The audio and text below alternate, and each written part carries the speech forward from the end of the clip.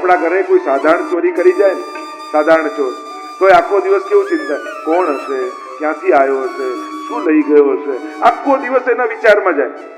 તો વિચાર કરો, આ ચિત્તચોર જેના ઘરમાં જતો હશે એના તો ચિત્તની ચોરી કરીને લઈ જતો હશે. એવા પ્રભુને વંદન કરીએ. આગળ એકવાર પ્રભુ બ્રહ્માંડ ઘાટમાં ખેલી રહ્યા હતા અને ખેલતા ખેલતા વ્રજ રજનો ઘોડો બનાવ્યો અને ઘોડો બનાવી પોતાના મુખમાં મૂકી દીધો. જોઈ ગયા દાઉદજી, कहने लगे कन्हैया तुमने मिट्टी खाई. देखो झूठ मत बोलो, मैंने देखा है कि तुमने मिट्टी मुख में डाली. सच बोलो वरना मैया से कह दूंगा. कही दो. दौड़ता दौड़ता गया, यशोदा जी ने कहवा लगा, अरे भैया भैया लालन ने मट्टी खाई. अच्छा अभी जाके देख. दौड़ता दौड़ता यशोदा जी આવ્યા અને કહેવા લાગે, લાલન તે માટી ખાધી?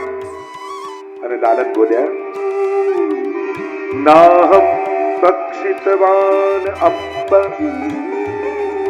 સર્વે મિથ્યાવિશંસિનઃ યદિ સત્ય ગિરસ્તરહિ સમક્ષમ પશ્ય મે મુખમ. નાહમ પક્ષિતવાન, मैंने नहीं खाई. હવે અહીંયા વિચારકો, આચાર્યો, સંતો, મહાત્માઓ બધાની મોટી ચર્ચા થઈ ગઈ કે અસત્ય બોલે ભગવાન હોય. કારણ કે જન્મના સમયે જ દેવતાઓએ તો સ્તુતિ કરી હતી, સત્યવ્રતમ સત્ય પરંત્ર સત્યમ સત્ય સયોનિમ નિહિતમ સત્ય. ભાગવતની શરૂઆત જ થઈ સત્યમ પરમ ધીમહિ. એ પરમ સત્યનું અમે ધ્યાન કરીએ છીએ. તો આવા સત્યરૂપ પરમાત્મા અસત્ય બોલે છે? પોતે માટી મોઢામાં મૂકી છે છતાંય ના કેમ પાડે છે? મેં માટી નથી ખાધી. એટલે આચાર્યો જુદા જુદા અર્થઘટન કરે. એક અર્થ ઉપનિષદ પ્રમાણે કર્યો, જ્ઞાન માર્ગ પ્રમાણે. સ્વા સુપર્ણા સયુજા સખાયા સમાન વૃક્ષમ પરિષસ્વ જાતે. જે ઉપનિષદમાં ચિત્ર બતાવ્યું કે એક વૃક્ષની બે ડાળ ઉપર બે પક્ષી બેઠા છે, એક ખાટા મીઠા ફળ ખાય, સુખ દુઃખનો અનુભવ કરે, અને બીજો પક્ષી દ્રષ્ટા ભાવે જોયા. તો જે સુખ દુઃખના અનુભવ કરે એ જીવાત્મા અને દ્રષ્ટા ભાવે જોતો રહે પરમાત્મા. એટલે કે આત્મા રૂપે એ દ્રષ્ટા છે, કરતા નથી, જીવ કરતા છે. એવા અર્થઘટન કરે. એટલે ભગવાન ખાતા નથી, ભોગતા નથી, દ્રષ્ટા છે. એમ ઉપનિષદમાં જેમ કહ્યું. એટલે પ્રભુ કહી રહ્યા છે નાહમ પક્ષિતવાન, મેં નથી ખાધી. એટલે ભગવાન એમ કહે છે કે હું ભોગતા નથી, હું દ્રષ્ટા છું. એક અર્થ એમ કર્યો કે ભગવાને માટી ખાધી નથી પણ ખવડાઈ છે. ત્યારે મોઢામાં મૂકી તો ખાધી નથી ને ખવડાઈ, આવું કઈ રીતે થાય? એટલે આચાર્યોએ અર્થ કરતા કહ્યું કે જ્યારે પૂતના વ્રજ બાળકોના પ્રાણ લેતી લેતી આવી ત્યારે એ બધા જ વ્રજ બાળકોના પ્રાણ પૂતનાની અંદર હતા. અને ભગવાને જ્યારે પૂતનાના પ્રાણોનું કર્ષણ કર્યું ત્યારે એ બધા જ બાળકોના પ્રાણ ભગવાનની અંદર આવી. અને ભગવાનની અંદર આવ્યા ત્યારે વ્રજવાસીના બાળકોએ કહ્યું કે પ્રભુ અમારો જન્મ બ્રજમાં થયો, પણ વ્રજની મહત્તા જેનાથી છે એ છે વ્રજની રજ. વ્રજમાં જન્મ લેવા છતાં અમે વ્રજ રજથી વંચિત રહી ગયા. પ્રભુ આપ કૃપા કરો, અમને વ્રજ રજનો આસ્વાદ કરાવો. मुक्ति कहे गोपाल सो मेरी मुक्ति बताए और व्रजरज उड़ी मस्तक लगे तो मुक्ति मुक्त रह जाए. એવું વ્રજરજનો મહાત્મ્ય છે. મુક્તિને પણ મુક્તિ આપે એવો પ્રભાવ, એવું મહાત્મ્ય વ્રજરજનું છે. એટલે વ્રજવાસીના બાળકો કહે કે વ્રજરજથી અમે વંચિત રહી ગયા, અમને વ્રજરજનો આસ્વાદ કરાવો. કારણ કે વ્રજની મહત્તા રજને કારણે. એ યમુનાજી હોય, એ ગિરિરાજજી હોય, એ વૃંદાવન હોય, ત્રણેયમાં રજનું મહાત્મ્ય. એટલે યમુનાષ્ટકમાં પણ મહાપ્રભુજી કહે છે સ્ફુરદ અમંદ રેણુ ઉત્કટામ. જ્યાં રજ કરતા પણ, જ્યાં જલ કરતા પણ રજની મહાત્મા છે, રજ અધિક છે. અમંદ રેણુ ઉત્કટામ, રજ વધારે. તો યમુનાજીમાં ઠાકોરજીની ચરણ રજ, એનું મહાત્મ્ય. गिरिराजनी तरेटी में व्रज रज में लोटस गोविंद कुंड में नहीं है तरेटी श्री गोवर्धन की नहीं. लोग दंडवती परिक्रमा करता हो, एनो भाव શું હોય? બે જણાએ દંડવતી કરી. એમ જોવા જાવ, એક તો ઇન્દ્રએ કરી ક્ષમા માંગતા માંગતા, અને બીજું ક્યાંક ભાવથી ઉદ્ધવજીએ કરી. વંદે નંદ ભજસ્ત્રીણામ પાદરેણુમ અભિષ્ણુ. ગોપીઓની ચરણ ધૂળીમાં આળોટ્યા છે. ભાવ એવો છે, મારા રોમ રોમને વ્રજ રજનો સ્પર્શ થાય. રજનું મહાત્મ્ય એ રીતે વૃંદાવનમાં પણ રજનું મહાત્મ્ય, એટલે કે વ્રજમાં આટલી રજનું મહાત્મ્ય છે. એક ઠાકોરજીની ચરણ પંકજ રેણુ શ્રી અમને જુદે. વ્રજમાં આટલી રજની મહત્તા એક પ્રભુની ચરણ રજ, અને એની મહિમા તો અનેક સંતો મહાત્માઓ અનેક પુરાણોએ ગાય છે. એ ચરણ રજનું મહાત્મા. બીજી રજ વ્રજમાં છે ગોપીઓની ચરણ રજ. ઉદ્ધવજી વંદે નંદ ભજસ્ત્રીણામ પાદરેણુમ અભિષ્ણતઃ યાસામ હરિકથોદ ગીતમ પુનાતિ ભુવનત્રય. જે ત્રણેય લોકને પાવન કરનારી છે એ છે ગોપીઓની ચરણ રજ. અને ત્રીજી રજ એ ગોરજ છે, ગાયોની ખુરરજ. અમારો કનૈયો એવો છે, એ બહુ વ્યવસ્થિત તૈયાર થયો હોય ને એના કરતા અસ્ત વ્યસ્ત હોય ને ત્યારે વધારે સુંદર લાગે. જો ને આ ગાયોની ખુરરજમાં મંડિત થયેલું ઠાકોરજીનું સ્વરૂપ કેવું સુંદર લાગે. સવારે મંગળા સમયે જાગ્યા હોય, લટપટી પાગ પરગજી માલ ભૂષણ હિત ઉત પરમ રસાલ પીક કપોલ મુખ અંજન લાલ. તમે નિત્ય લીલામાં વાંચો તો મંગળા સમયે જાગીને પ્રભુ શૃંગાર જ્યારે અસ્ત વ્યસ્ત હોય, મુખારવિંદ જ્યારે અસ્ત વ્યસ્ત હોય, અને મંગળા સમય જેવા સુંદર લાગે ને એવા તો રાજભોગમાં ના લાગે. ભલે ને ગમે તેટલો શૃંગાર કર્યા. એટલે ઘણાને મંગળાના દર્શનનો આગ્રહ હોય છે, પણ મંગળાના દર્શન કરાય કઈ રીતે ચર્ચા થશે ત્યારે આગળ કરીશ. આમ પ્રભુનું આ સૌંદર્ય છે. એટલે કે પ્રભુએ માટી ખાધી નથી, અંદર રહેલા ભક્તોને ખવડાવી. એટલે પ્રભુ ખોટું બોલતા નથી. મૈયાને કહેવા લાગ્યા, તને ભરોસો ના આવતો હોય તો મારું મુખ ખોલીને જોઈ. અને જ્યાં પ્રભુએ મુખ ખોલ્યું, સમગ્ર બ્રહ્માંડના દર્શન થયા.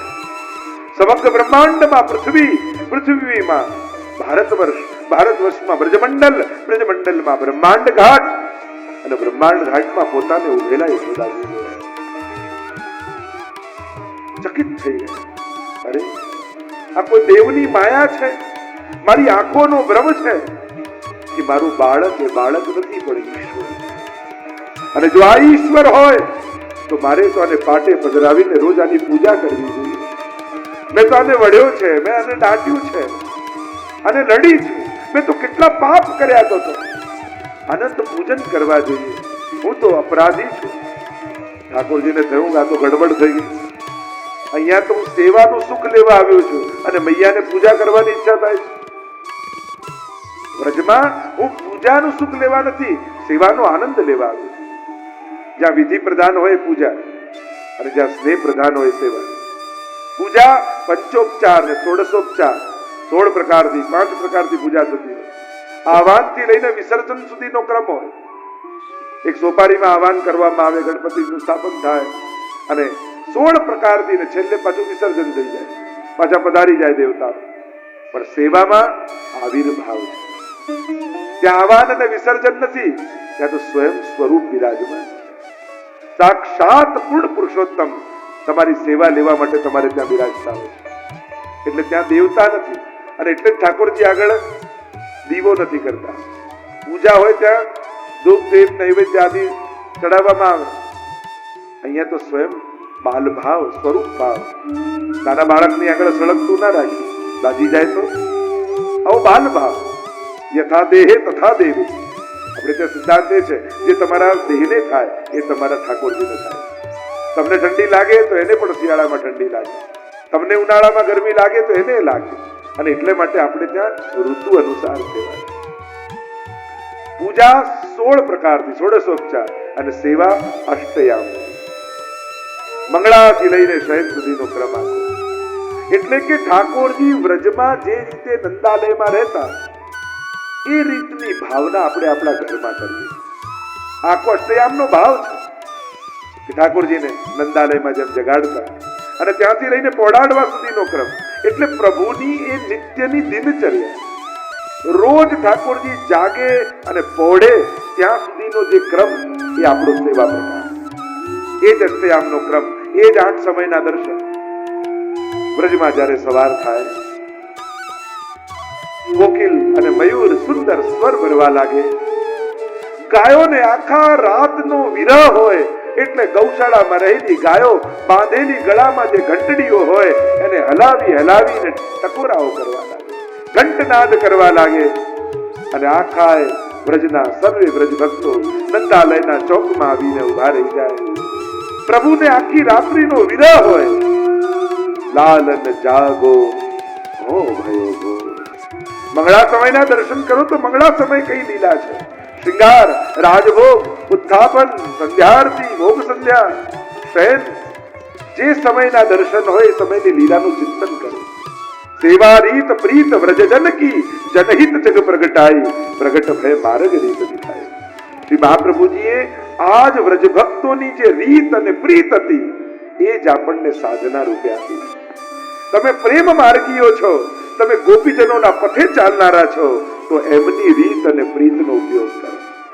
એટલે આપણા ઘરે બિરાજતા ઠાકોરજીને આપણે આ રીતે ગોપીજનોની રીત અને પ્રીતથી પ્રસન્ન કરીએ, પ્રભુને વ્રજનો સુખનો અનુભવ કરાવીએ. અને ઠાકોરજી પણ પ્રસન્ન થઈ આપણને વ્રજભક્તોના ભાવનું દાન કરે. વ્રજભક્તોને જે ફળનું દાન કર્યું એ ફળનું દાન આપણને ઠાકોરજી કરશે. તો આમ વૈષ્ણવી માયાનું આવરણ ઠાકોરજી લાવ્યા. યશોદાજી બધું ભૂલી ગયા અને લાલનને પોતાની છાતીએ ચાપી દીધા. જે પૂજા કરવાની ઈચ્છા થતી હતી એ ભૂલાઈ ગઈ અને ફરી બાલભાવની સેવા હૃદયમાં આવી ગઈ. ઠાકોરજી કહે, પૂજા તો હું બધી દુનિયામાં પૂજાઉં છું, વ્રજભક્તો પાસે તો મારે લાગણીઓનો આનંદ લેવો છે અને એ આનંદનું દાન આપવા માટે હું પધાર્યો. આગળ દામોદર લીલાનું વર્ણન આવ્યું. યશોદાજીને થયું કે અમારો લાલન આટલા ઘરમાં સામગ્રીઓના ભંડાર ભર્યા છે, છતાંય આ ગોપીઓને ત્યાં જઈને કેમ આરોગે છે? રોજ મારે કોઈને કોઈ ગોપીઓનું સાંભળવા પડે. રોજ આવીને ફરિયાદ કરે કે આજે લાલને આ કર્યું, આજે લાલન આ રોગી ગયો, આજે આ માટલી તોડીને ગયો. લાવ, મારા લાલન માટે હું મારા હાથે સામગ્રી સિદ્ધ કરું. અને આમ વિચાર કરી આજે યશોદાજી સેવા માટે તૈયાર થયા છે. સુંદર સાડી પહેરી છે, સુંદર દાગીનાઓ પહેર્યા છે, સોળે શણગાર સજ્યા છે યશોદાજી. આપણે ત્યાં તો સેવામાં ઉત્સવ છે. આપણે ત્યાં અસ્તવ્યસ્ત ઠાકોરજી પાસે નથી જતા, આપણે ત્યાં ઉત્તમ રીતે ઠાકોરજી પાસે જવાય અને પ્રભુ પાસે જવાનું. આપણા માટે સૌથી મોટી ઉત્સવની ક્ષણ એ પ્રભુની સન્મુખતા. પ્રભુની સામે બેઠા છો, ઉભા છો, એનાથી મોટો આનંદની કોઈ ક્ષણો નથી. આપણા માટે સૌથી મહત્વનો સમય દિવસમાં કયો? 24 કલાક. જે 1 કલાક ઠાકોરજીની સન્મુખ હોઈએ એ સૌથી મહત્વની આપણી ક્ષણો છે. એ એક ક્ષણને પણ ગુમાવવી નહીં. અને એક ક્ષણ આપણા માટે ઉત્સવ છે. અને પ્રભુની દ્રષ્ટિમાં છે, પ્રભુની સેવામાં છે.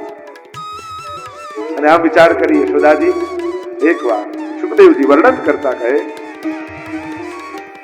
એકદા ગૃહદાશીષુ યશોદાનંદ ગેહિની કર્માંતર નિયુક્તાસુ નિર્મમંથ સ્વયં સધી. એકવાર પોતાના સગળા લૌકિક કાર્યોમાંથી નિવૃત્ત થઈ યશોદાજી પોતે દધિમંથન કરવા માટે બિરાજ્યા. લાવ, મારા લાલન માટે હું સામગ્રી બનાવું, તમારા હાથે કરો તો ઠાકોરજીને ખૂબ આનંદ આવે.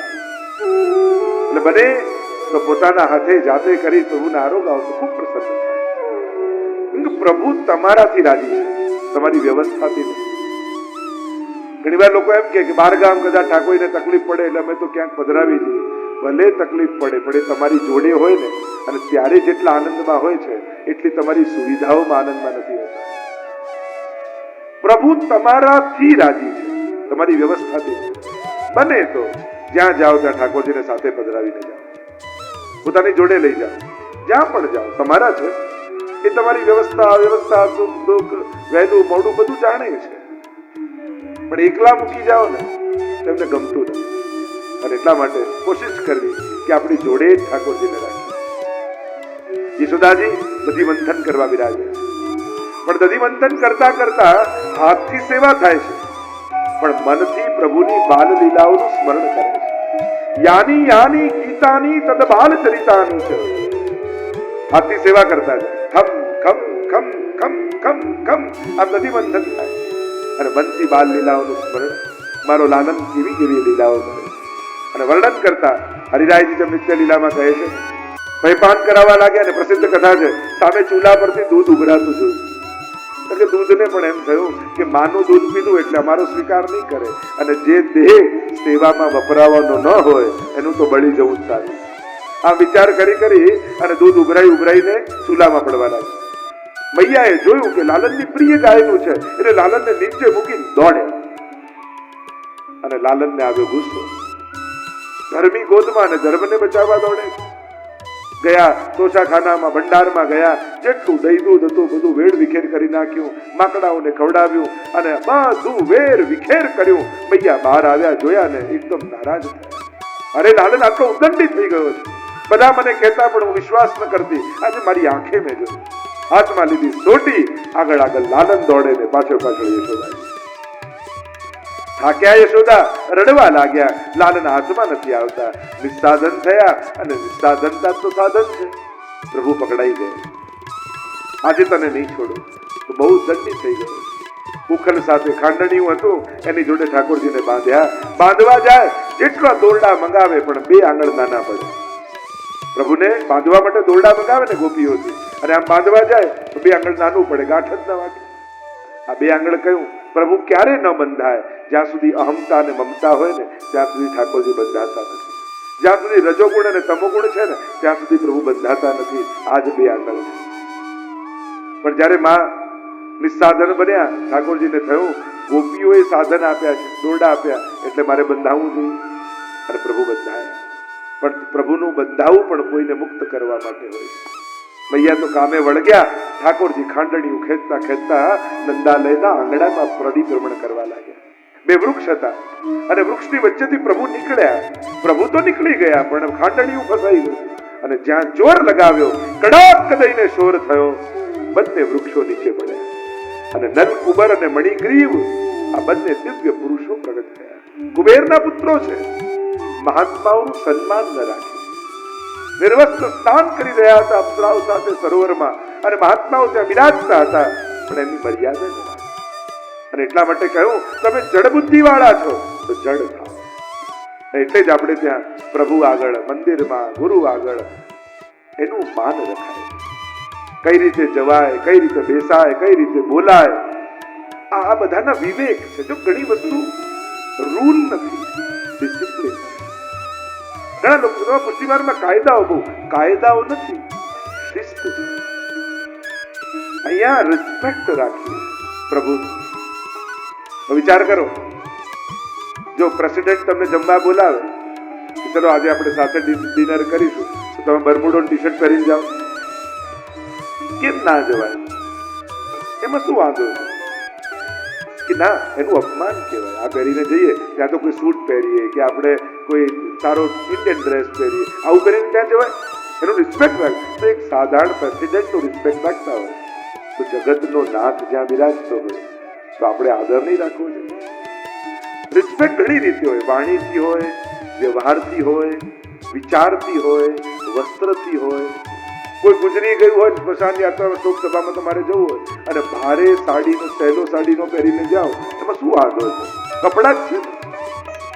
જ્યાં કોઈના લગ્નમાં જવાનું હોય, સાવ સ્મશાનમાં જવાની સાડી પહેરીને જાઓ કે જે શ્રદ્ધાંજલિ સભામાં જતા હોય એ રીતે, એમાં શું વાંધો છે? એટલે કે નાના અપસુકન કર્યું કહેવાય. એમાં થોડી આ પહેરાય.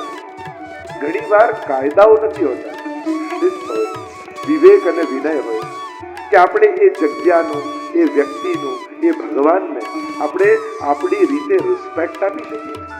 અને એમાં પણ દરેક જગ્યાના તમે કપડાઓ રાખો જ છો.